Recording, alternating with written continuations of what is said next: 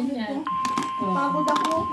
It looks like Yung isang araw, doon katok ng kanto si auntie mo, dito man ako nagbubukas. Kaya akala ko doon, sige na ako ng pilit. Ang hirap yung sa buksan ng susi na Magmahirap yun. Dito lang. Di ba? Kaya ako nang Ako, thank you Lord. Maganda na yung panahon natin. Northwestern Wisconsin until 5:45 p.m.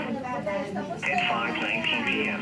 A severe thunderstorm capable of producing a tornado. it looks like a tornado warning has been issued. 15 miles southeast of Cambridge, moving northeast at 65 miles per hour.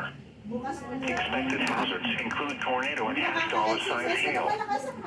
This is a radar-indicated threat. The following impacts are expected. Flying debris will be dangerous to those caught without shelter. Mobile homes will be damaged or destroyed.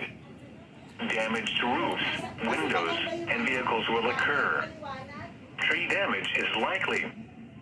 This dangerous storm will be near Chisago City around 5:25 p.m. Chisago City? North Branch around 5:30 Good. p.m. Take cover now.